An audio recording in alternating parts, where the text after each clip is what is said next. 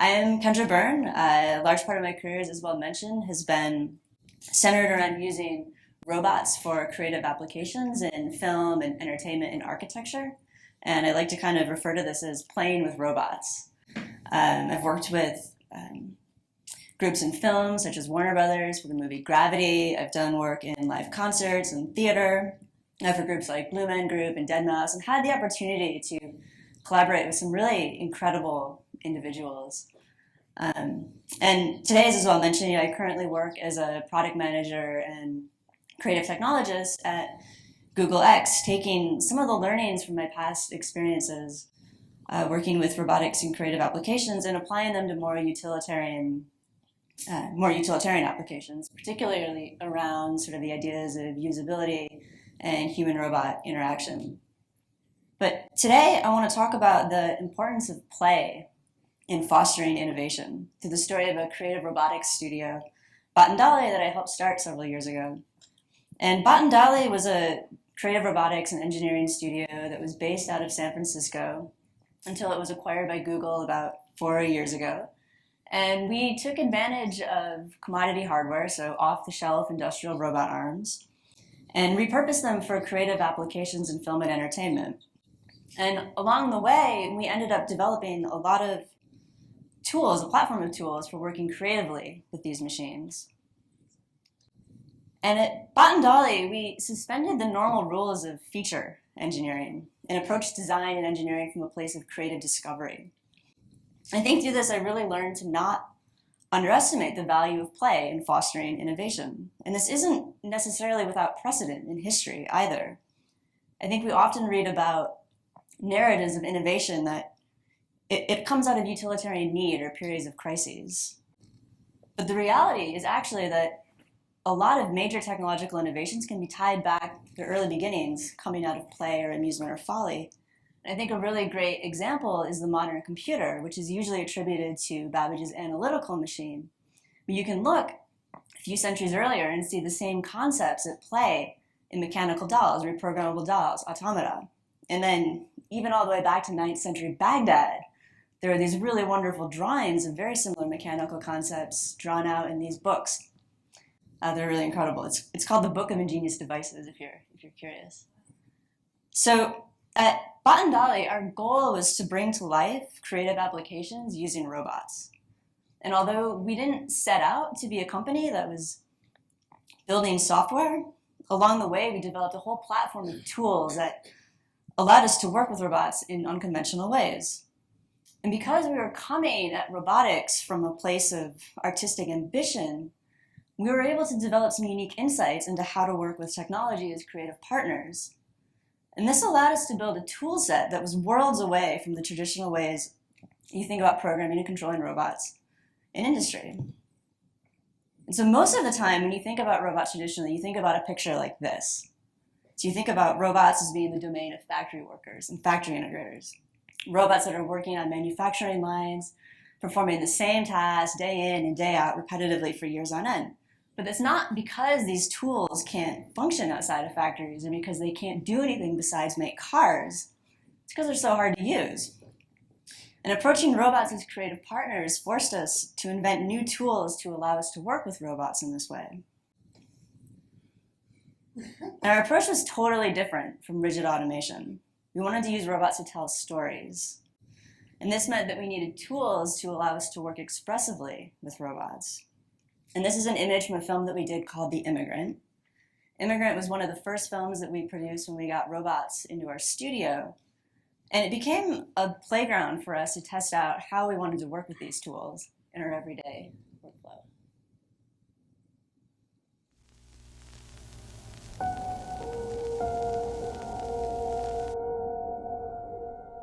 My grandfather was an immigrant, the first of my family to come to this country. When he arrived, they didn't know what to make of him or what to do with him.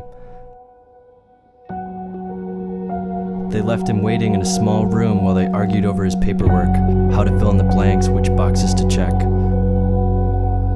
They left him waiting for days in a room that opened only from the outside. And when he was quite forgotten, it came to him. I don't know what you'd call it, his muse, his mojo, his raison d'etre, his rapture. lifted him, and it smote him like a grand mal seizure, and he found that what they always said was wrong. If you looked directly into the light, it wasn't blinding. It brought exquisite clarity and a marvelous depth of field. And when they finally came back and unlocked the door to ask him a few more questions, they found nothing left but a stain on the floor, his pendant, and a slight turbulence in the air. He had slipped the surly bonds of earth, as the poets say. He was no poet, my grandfather, but he knew what he had to do.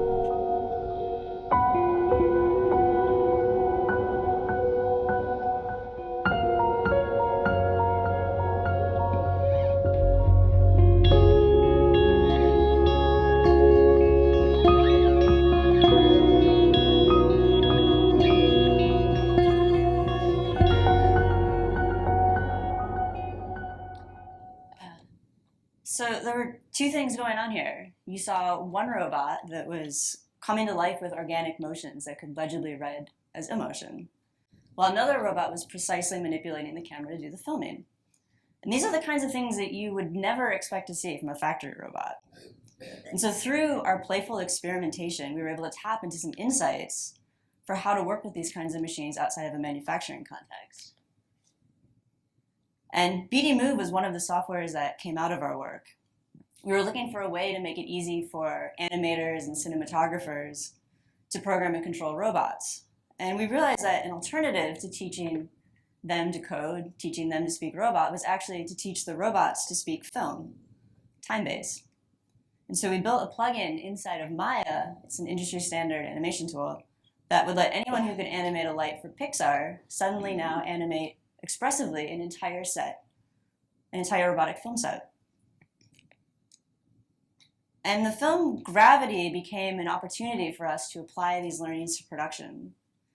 Several years ago, Alfonso Cuarón and Warner Brothers approached us with an idea for a film about being trapped in outer space.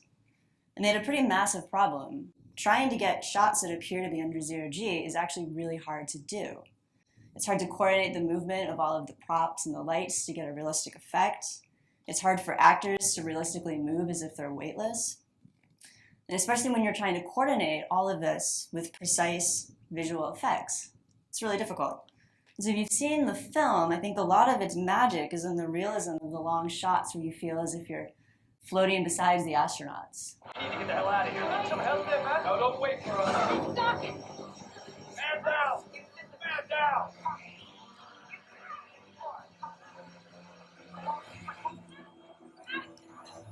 Explorer's been hit.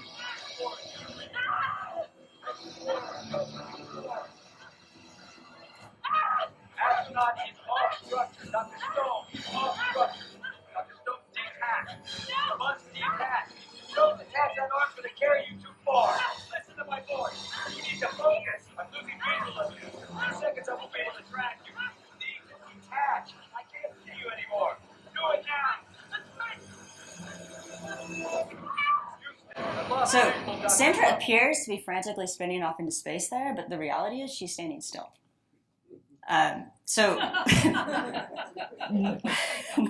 Right? So we use robotics to create the appearance of zero G by moving the cameras, the lights, and the props around the actor. And this isn't something that's really new. It's actually a trick that's been around for a long time, known as relative motion, but it's usually a bunch of guys on stage pushing around props. So really brute force and imprecise. And we brought the ability to precisely synchronize all of this with the visual effects environment in a way that was repeatable. So you could do this across multiple takes. And this is from one of the actual sets where we filmed Gravity out in London. We were working with a visual effects company called Framestore, and we collaborated on a concept, which actually helped take the Oscar that year for visual effects, to put an actor inside of a 3-axis gyroscopic rig inside of a light box, so basically an 8x8 foot cube full of LEDs, where we projected the rest of the scenery. And then we used a robot arm to precisely manipulate the camera. And we're doing all of that in synchronization with the visual effects. And because of this, you usually think about people moving through space. Instead, we move the space around the people. And I think it's important to remember that all of gravity, all of the robotics that were done for gravity, were programmed using a standard animation environment by animators and visual effects artists. There were no roboticists that were used to actually do any of the programming here. And the last example that I'll show is Box. It's a video, a short film that we produced entirely in-house as a technical proof of concept for what you could do with 3D projection mapping and robotics around manifesting virtual worlds in physical space. And usually you think about special effects as being something that lives solely on screen. But we saw the potential to make these something that you could actually experience live. And so we had the idea that if you could synchronize the time and the position of multiple robots, of projectors, and render the video in real time, that we could start pulling space out of thin air. And we used the fundamentals of magic, levitation, teleportation, transformation, escape, I think I'm missing one, to demonstrate the possibility of using this technology as a live experience. And so this is known as the Box video.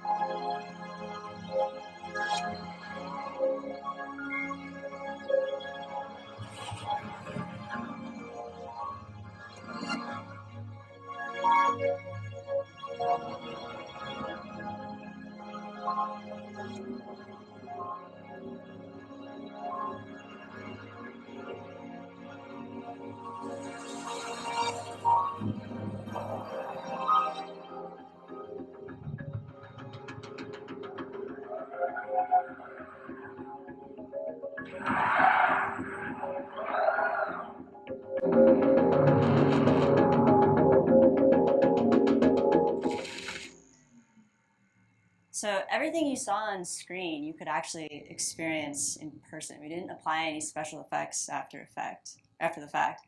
We also had no idea that overnight after posting this on the internet, we would get 1 million views on YouTube. But anyways, Box really only came to be, I think, because we came at robotics asking what else was possible. And along the way, we just so happened to develop a lot of really high-value tech in robotics, as well as in the interfaces that open this up to creatives. I think one of the other sub-themes of this talk is around what kinds of applications you can start to open up by just simply making tools easier to use and interfaces that allow you to engage more fluidly with your imagination. But if I fast forward a few years today, in the other end of the spectrum, I'm currently at X, formerly known as Google X, an innovation company that's part of Alphabet.